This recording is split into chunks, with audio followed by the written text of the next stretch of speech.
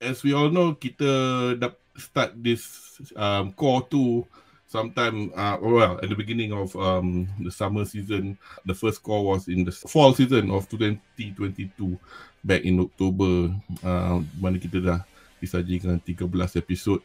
Pretty much Serete dihentam oleh the Stern Ritters and the Soldats belonging to Yuha Baha, and the good guys have some respite lah, tapi not very long.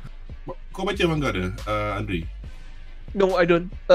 I did baca manga the first dulu-dulunya, not issues. Yeah, dulu. So anyway, for this Cour up to now, episode 19 is this 3 volume, 61, 62, 63. Masa kita tengok Cour 1 tu, dia actually guna 5 volume. I remember baca benda ni dulu, I was binge reading it 1 tengah hari. So I finished 10 volumes in one afternoon. I had a headache. One thing aku boleh katakan, anime ni macam Syah cakap tadi, rasa macam not bad, pap. Dia, what I thought was longer in the manga felt really short. What's your reaction to that, Syah? Aku rasa bangkai dalam this current Cour ni kejap ada, kejap tak ada. It's treated with irreverence lah. Dia macam like benda ni macam kau boleh curi, lepas tu kau boleh bagi balik. So what's next? Dia akan boleh double the power ke by just taking some pill and whatnot. So it's like benda yang dia orang kena train for years to get. Kau boleh curi macam tu je, and then kau boleh reverse curi by just touching. Sebab of this obscure fact from the past about holification. So it feels very like this is like macam like a cop out tau. It was done too fast. It's like kau tak ada a sense of like you have to beat the guy who stole it from you, and then after that you have to like relearn the bangkai. Tak ada. It's just literally just like I just McGuffin punya thing aku sentuh, then suddenly all of the stolen bangkai become poisonous, and then it returns back. Aku boleh terima lagi dia punya part yang it became poisonous lah. But how it came back? Poisonous macam mana? Yang they touch that shadow thing tu. Yeah, the holification punya tu. The holification punya pill by the science punya guys. Masa dia sentuh tu, bukan masa tu dia nak ambil balik the bangkai ke?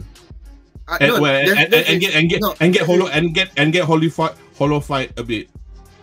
So that is the whole point. Aku boleh terima if the Quincy holding on to the bangkai gets like poison damage kan. But why would it bounce back unless the Quincy guys say like I cannot handle this anymore, I have to return it to you. Dia just tiba-tiba macam dia macam Hyorin Maru kan.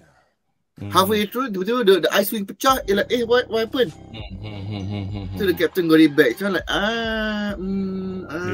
aku biasalah aku punya role as the bleach apologist. Untuk aku bila dah the poison, dia macam buang balik, because the bangkai isn't just some sort of free floating power.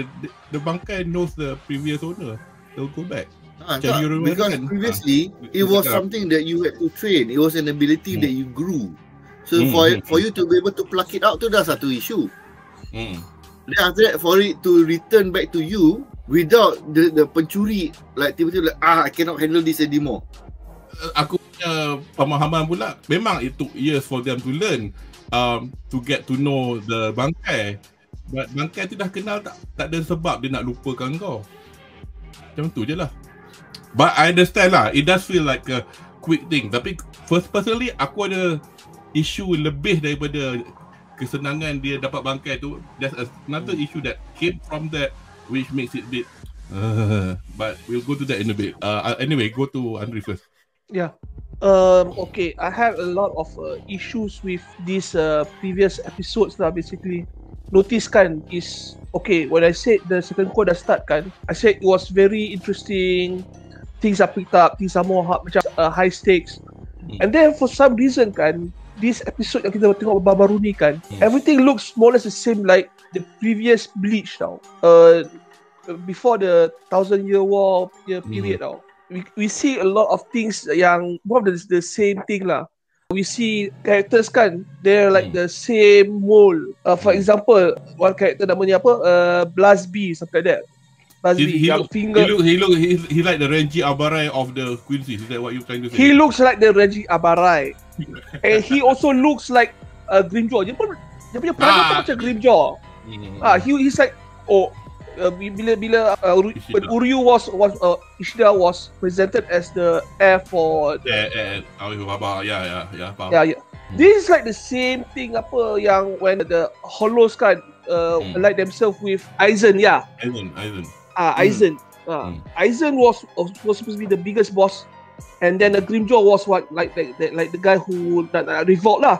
This is the same thing dengan Blasby, and then we see a lot of the same things happening tau. Tite Kubo is trying to make Abarai Renji cool as fuck in the previous episode, and they tak ada macam character progression tau. They just have a power hike, but they still macam Abarai Renji dengan Rukia kan, they still when it comes to character punya improvement kan, doesn't improve anything tau, because they still want to look on to by Byakuya tau. Macam dia punya respect, please notice us, senpai. So I'm like, this is like no character progression tau. If Abai Renji kan dah kuat kan, and he doesn't give a fuck about Byakuya kan, and this leads him to become more stronger than he expect kan, it will be a great progression. But no, that's not the case. Perangai dia kan macam dulu sampai sekarang kan, it's like the same character punya progression tau. There's nothing to add dia punya character tau. And Rukia lagi yang saya tak faham. They try to make these two right into a pairing, padahal it looks so forced tau, everything. How would you have wanted it to be so that you would have enjoyed it more? Enjoyed it better, okay. I would have enjoyed better kan if they were more consistent in whatever the Shinigami is and the Quincy is tau. Kita tengok Quincy kan, dia punya power kan, ada yang jadi macam pro wrestler punya power, ada yang menjadi robot lah, ada yang tembak jari apa keluar api lah. I mean Shinigami kan, we know the bangkai kan is usually most in short form tau, okay. And Quincy kan, dia punya shape kan, it's not all these things, it's just a bow and arrow macam Uryu Ishida. I mean, if you look at the first few season of Bleach kan, when they tunjuk the Quincy kena bunuh oleh the Soul Society kan, they were just shooting bows, but for some reason kan, dengan Yahweh ni kan, they have all these crazy powers and they don't explain why, how did this power vary tau, seriously. And then I'm like, tiba-tiba kan kuasa dia orang. Yeah, it's like you mentioned this word, McGuffin. Everything that they touch kan, it becomes exponentially improved for no reason tau. What you're talking about? You're talking about the Stern Ritters, or you're talking about the modified Renji and everybody else? Everything. Renji improved kan. It's didn't he try to know Zabimaru in the previous seasons, like 8 seasons ago? I can't remember dari segi, if you're talking about the filler seasons, because there is one Zanpakuto arc and two filler book. No, this is the before that kan dia, because dia nak lawan Byakuya, because wants to save Rukia, right?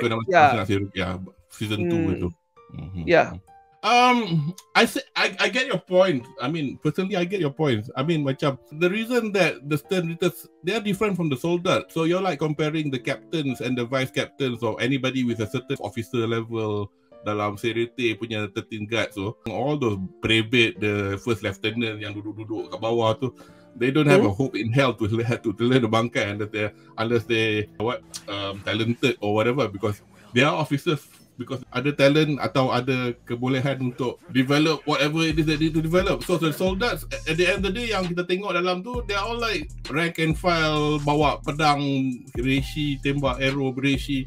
It's only the Stern Ritters from A until Z, the 26 of them. It's like you questioning apa pasal Byakuya ada Sebo Sakura Kageyoshi. That's my point. But here's the my counter. Uryu Ishida still using the bow concept, and he's the waris. True. I think the main issue dia macam on the Quincy punya side.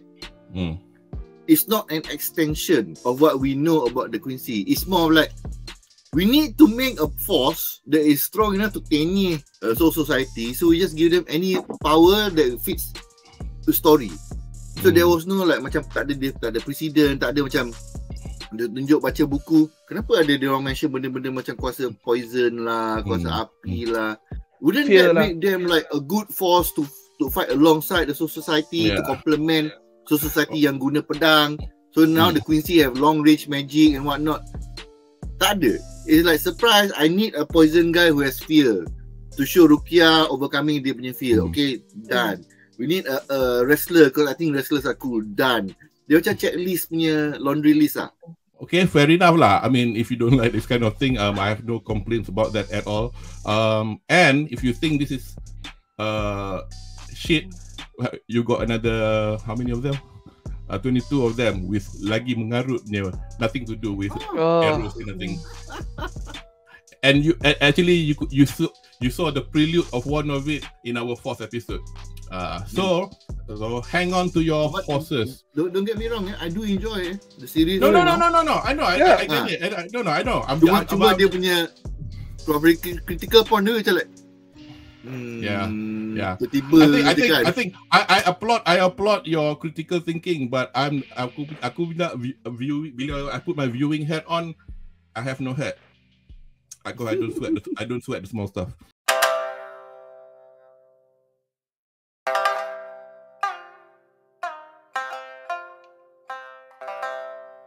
Ada.